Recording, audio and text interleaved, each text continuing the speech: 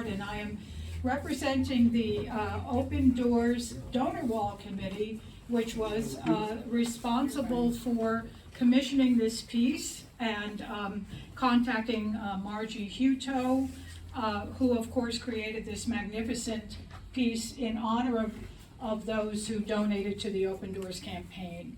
And thank you all, those of you in the room whose names are up here. So thank you so much for your generosity.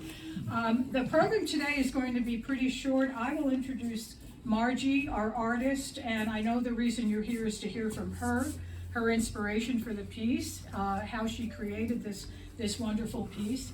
And then at the end, Philip Major, our rector, will have a couple closing remarks, and then we have lots and lots of food. So please, and wine, and punch, so please join us in our dining room to celebrate each other and of course to celebrate our team of artists up here. So let me just spend a minute introducing Margie, and I should say that last week we were at Hendricks Chapel because Margie received the Chancellor's Lifetime Achievement Award. As many of you know, she is a full-time professor of ceramics at Syracuse University, and before that was at the Egerson, where she was the curator of the ceramics collection. But I think many of you know her without knowing that you know her, because her work is all over the place. So if you've been to the zoo, you've seen her work. If you have been to the new Upstate Medical, you've seen her work. If you've been to the library in Jamesville, you have seen her work. If you've been to the bus station downtown, you have seen her work. So, and I could mention many other places. And the Civic Center. And the Civic Center. Because Margie, in addition to being an amazing artist who is in private collections such as IBM, Kodak, Mayo, the Smithsonian, the Boston Museum of Fine Arts, and she has an exhibition that will happen in Tampa in the fall. In addition to all of that creative work that she's done through the years, she has also done, I was trying to count them, it looks like close to, is it true, almost 100 pieces of public art, including major pieces, and I have pictures I can pass around. The one that's perhaps most prominent is the subway station beneath the World Trade Center, which was installed before 9/11 and miraculously survived. And in fact, she's going to be doing more work in a couple of months because there's a staircase being replaced, and she will be reinstalling some of the original work. At the Natural History Museum. At the Natural History Museum, thank you. She's also done the Buffalo subway and a variety of other major places.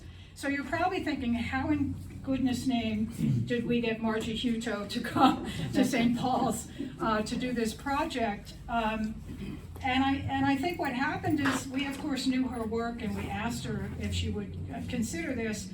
And I remember driving her here to St. Paul's for a visit, and she walked into the church and fell in love. I did. Because she loves the arts and crafts movement, she loves the color, and I really do believe that her love of the architecture of St. Paul's, as well as her love of all of us in St. Paul's, we've become very good friends, is what led her to put the time and energy that it took to create this project. I'll simply point out that what we have below here are some of the early thoughts that Margie presented to our vestry, and this is the final product. So let me stop there and turn it over to Margie to talk a little bit about the piece. Okay, and if you have any questions, we can pick up on some of that. And this doesn't have to be very long, maybe 10 minutes. Hope it keeps you interested. So Catherine brought me to the church, and I looked at the church. It looked like a movie set. It was so beautiful. It was a sunny day. The light was streaming through the stained glass windows. And that Tiffany window was like, oh my God, right? Just gorgeous. So they said, well, you could do something maybe on one of those back walls of the church, if that's a location, we might put something. And this was in the early stages of being developed, so it was pretty rough. You know, there was no floor, God knows where the walls were exactly, you know, so it was kind of, dancing in the dark a little bit, okay? But with the, so the piece is actually very inspired by the architecture of the church and the colors in the stained glass windows, etc. So if you look at all the walls in the church, and I'm sure many of you have at times, but it was built of the stone and the red brick. And you notice that they're in stripes. So at the middle of the wall, just above the wainscoting, is a tile that looks like this green one at the bottom, only it's white. So we took a cast of that tile and had a plaster cast of it. And so that tile is one that's in the church, it's just a different color.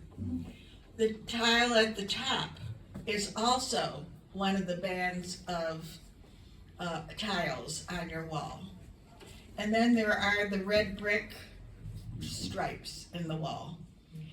And they worked out really well to put the 135 names into the Wall of Honor, okay? Because that was what really drove this whole project, is how do we get 135 names up there for all of you who were so generous and worked on this project so hard? And how do we make it kind of look like it belongs there as part of the art? It's really kind of hard to do, putting up the Wall of Honor of a bunch of 135 names.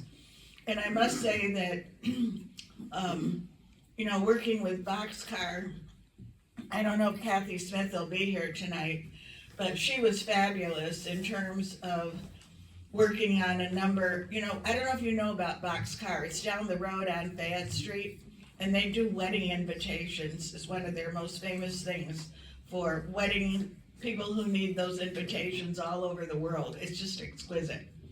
And so they were able, the way they embossed the paper for wedding invitations, we were able to put into the clay. That was not easy to do, okay? But anyway, I think it looks pretty good. It almost looks like a little vine. You know, the names don't distract from the artwork and stuff like that. So we've talked about the two tiles. So the whole object of this open doors thing was to make the 10 apartments that were offices in this place, in this church in your area, to make apartments for men who are over 55 and are homeless. So you called it the Open Doors Project, and everything on your paperwork when you invited people and so on looked like this church tile up here, and these red doors appeared on everything. So this is, I call it the Open Doors wall. And actually, Neil, I just talked about, come up here for a minute, and bring Cecilia with you. Okay. So Neil, just thank you, sweetheart. This was great. But you know what? I'm going to have you put it down here on the floor. Okay.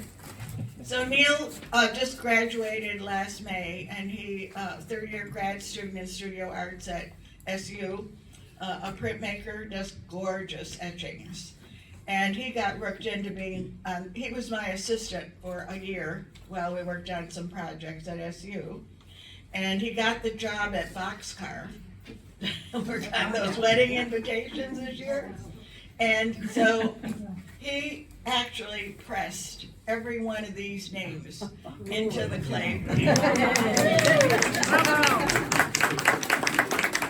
So this is his wife, Cecilia.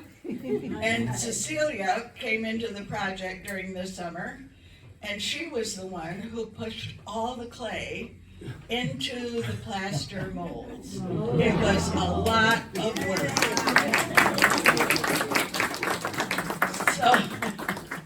So thank you, both of you. You know, we couldn't have gotten this far and gotten all of this done. I know you looked at those tiles all the time with no color on them, right? Very different to see it all finished, isn't it, Cecilia? Yeah. Yeah. So then, we'll talk about, I mean, some of these images, like the tree of life appears throughout some of your work. The symbol of the Holy Trinity is at the top of the windows, way up on top, in that gorgeous golden color. So next to me over here is Joe Buffalo. And Joe Buffalo and I go back 50 years of making art together. Actually, it's more. And, yeah, we've been best friends forever, right? Since 1972. Since 1972. So I've dragged her into a lot of my projects, but she seems to like it. She seems to like it. So she has been here to visit your committees and working with us. And Joe has done a large part of the glazing on this piece. So I did all the green stuff, and I glazed the red doors tile, but Joe is responsible for glazing all the beautiful border tiles, like between the names and the ones up on top. Do you see them? Wow. And the Tudor rose. Yep. And then I got to do St. Paul's and open doors, and God's doors are open to all. So it's been a real shared experience. And Joe primarily donated all of her time. She must have spent, God, 12 weekends glazing this stuff with me, right? At least. She gets the award of the year. And then my other assistant, who I couldn't have done without, is Jalal, who just graduated. And Jalal came into the project a little bit later. The person I started with, Eric Jagger, who poured all the plaster over all the molds, took a job. I don't know how dare he do that, but he took a job to teach in Louisville, Kentucky at the beginning of August. And I lost my right hand, so to speak, because he had been working with me for 4 years. And he was supposed to work on the New York subway that we have to finish up by August for the 81st Street station. So I asked Jalal to try to help. And now he was not a ceramic person. Jalal likes sculpture, and wood is his favorite thing. But he's learned a lot ever since. So Jalal has been responsible for helping me load and unload the kilns. He's been lugging stuff back and forth here. He's the one who labeled everything. He's the one that was here to install it with the men who installed this project. So he deserves a hand.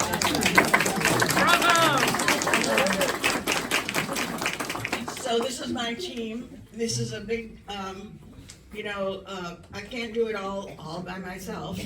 I just turned 82 a couple of weeks ago, and so all this nice young muscle, etc., is really helpful, and I'm very grateful for everything you guys did. I guess, it makes sense. We also so we have these drawings and these models here. So after seeing the church and seeing how it was kind of arts and craft oriented, you know what, you can be Vanna, you hold that. Okay. So here's Vanna with the final design here. So I looked at the William Morris tapestries from the arts and crafts period in England around 1900. And after looking at your windows, you have some beautiful needlepoint up on the altar. And your chairs and your railings are all incredibly carved wood, like with the grapes and everything, and that's what inspired some of the grape tiles and so on. So I kind of looked at his tapestries and worked it in, and you see it's a kind of the similar format of that very tight border, and then it gets very playful in the middle, sometimes with a tree of life or other birds, bugs, plants, and so that was what we had at one of our early meetings and decided that this would be the final design. But we had down here on the floor some of the other kind of interpretations of the drawings. I got them well trained, haven't I?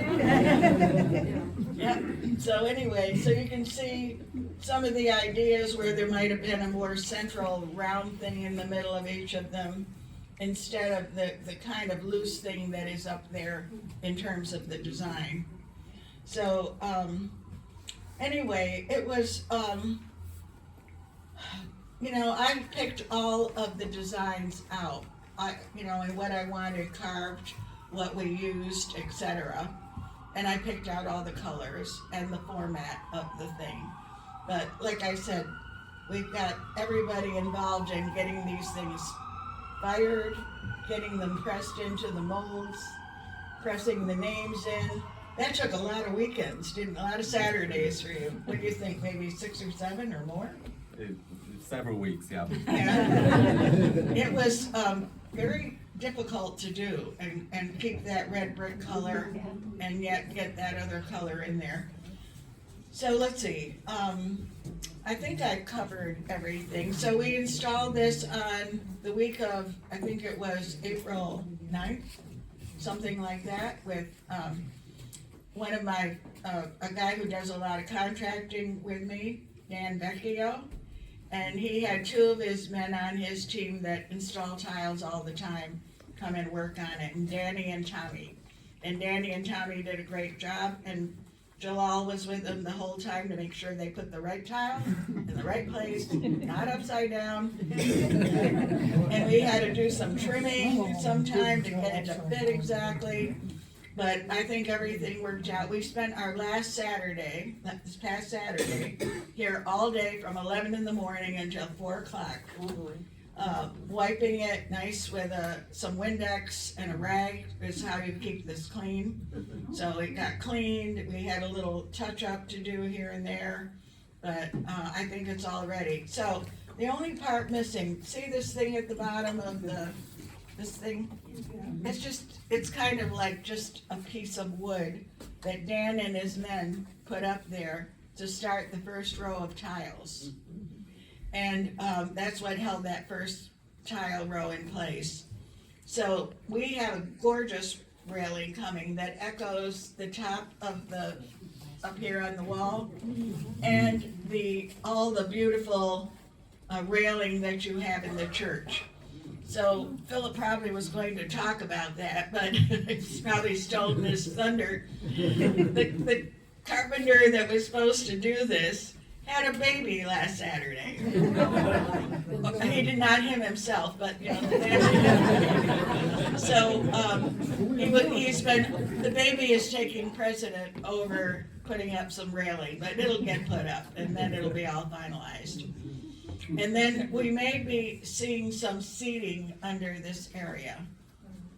I think we have some pews that kind of fit this, because this is kind of a nice area you have here now, where you're waiting for people to come pick you up, or you come in and you're waiting for somebody to join you, et cetera, et cetera. So I think a little extra seating would be kind of nice, right? Okay, so it's been a great project. I have made a lot of friends, and this whole thing has actually gone pretty smoothly. But it's been a lot of work. It's a lot of work to make all this carving and coloring. And what would you say? One of those tiles with the flowers took at least how long? More than an hour. More than an hour to glaze. More. So point to one of those, Jalal. No, not that one. One of those. Yeah. One of those is an hour to an hour and a half per tile. Yeah. So it got to be. We thought we'd be done with it in the fall, and here we are in April. But I don't know that it really matters. I think it's here, and we've honored everybody that made your whole Open Doors project possible. So it's been terrific. Thank you. Do you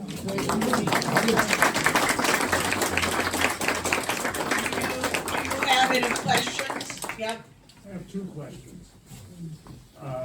First, if you could pick one particular tile and describe the carving process.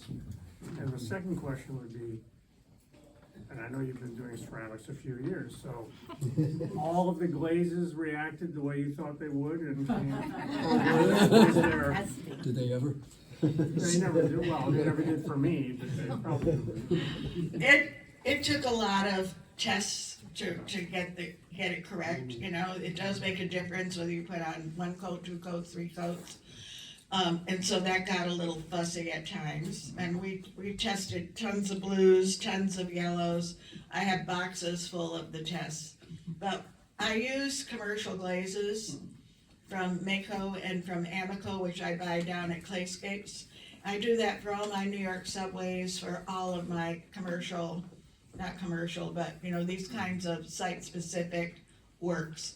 Because, you know, when I do a subway, all the tiles have to work. They also have to be able to be washed, pressure washed at least every 3 months. So I have to guarantee for 100 years that those tiles are staying on the wall and they can wash them and clean them. So it can't be, so the glazes have to be perfect, right? Okay. So once we got, you know, we ran the tests, got it figured out, and then I could control it, you know, so I could have controlled it to go all the way around the room, you know, but it does take that. The carving, normally I would have some kind of a not a photograph, but a drawing, or some kind of a reference. The thing like the symbol, Neil put it on the computer over at Boxcar, and then it was embossed, the one of the Holy Trinity, that's golden colored there. You know, we tried it that way. And then, you know, it needed a main color, so I think the green works well in here. It kind of brings the outside in, it picks up the colors in the stained glass. And what would happen is the drawing, we would make a chunk of clay, and then put the drawing on top of it and trace it, and then you had to take a tool and carve it all. And I was hoping that the grad student that did some of that, Melanie, would be here tonight so I could introduce her, because that was a really important thing that she did. She carved the flower tile and the tile up on top. And she also, I brought her to the church and she took pictures of the red doors, and then she carved that tile. So I think she did a good job. Yeah, okay, did I answer that okay for you? Yeah. Very well. Anybody else have a question? I was gonna insert, Martha? we started with wet clay. This is not like, you know, stamp it out kind of thing. It was wet clay to start with. And then all of these were made by hand, so. Yeah, everything is very handmade. Sort of like baking. I mean, if people think about domestic baking, a lot of similarities. Yeah. A lot of similarities. Yeah. Okay, you're done with questions? I can, and I think Reverend Philip wants to give a talk. I feel like the queen up here. You are. Well, that's good, because we think you're the queen too. Okay, all right. We wanna thank 5 groups of people here. First, more than 11 years ago, a group of members started this entire process about doing this renovation, right? And so we want to give them a little round of applause. I've never seen anything like it. Absolutely amazing amount of work, including this room, which is actually a great example, because I have to say this was never actually a really attractive room before. There was no light coming in from outside. The bathrooms were pretty dingy. Right where Tom is standing there was a set of steps that went off kind of into nowhere that you didn't really know what was happening over there. So it just didn't look beautiful, and now it does, and it's really thanks to these members who led this The second group of people we want to thank are all the people who supported the Open Doors project, and we're really glad to have some long-lasting memory of them. So thanks to all of you who supported Open Doors so generously. This congregation, so that talented group of members I mentioned first, who did all the planning and everything, they raised over $900,000 in grants. In grants? Over $900,000 in grants from Wow. state, local, and national organizations. Absolutely incredible that they did that. But then, thanks to this woman here seated in blue and David Ridings, who's somewhere here, they had a capital campaign where they raised over $1 million from donors. Most of these were members, and so we give a big thanks to all of our donors. Of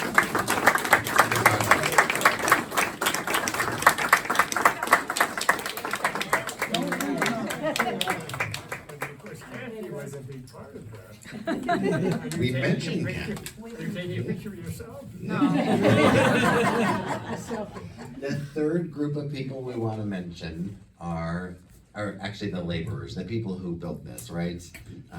We watched them working for 2 years, and they were very highly skilled, and we're so glad for all of the craftspeople who did all this work. The fourth group of people are actually the 3 women, especially who brought this effort through to the end, and that's Catherine Gerard and Kathy Wolf and Marion Greenhall.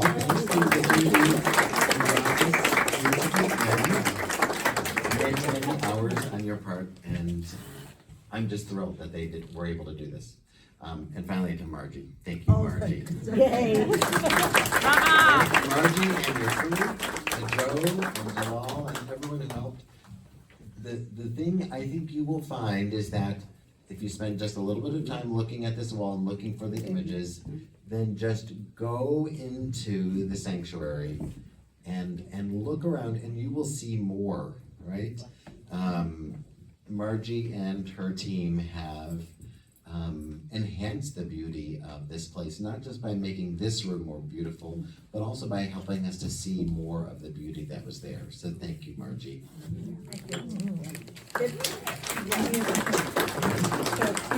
I really like the way this room looks so different when it's not here. But now when you come in, it like welcomes you to go into the church, and it kind of continues, you know?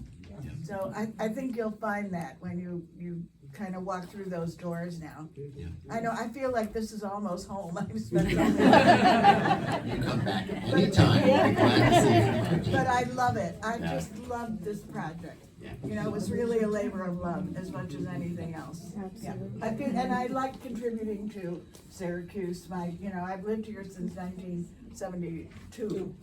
So it's been a special place for me and the university. There's not too many people that last 50 years. Well, we're very honored to have a very big piece of you here Thank you. in our church community. Okay, it works both ways. All right. So I Thank you. We think have a few little gifts. 2 little gifts. All And then right. we'd like you to come and eat. Yes. So, There's so much food in the next room, you really must come. I'll put around. And I'm sure there's gonna be time to talk with Margie and Jalal and Joe and all the others who helped, so thank you. Thanks for coming today. No, I really do.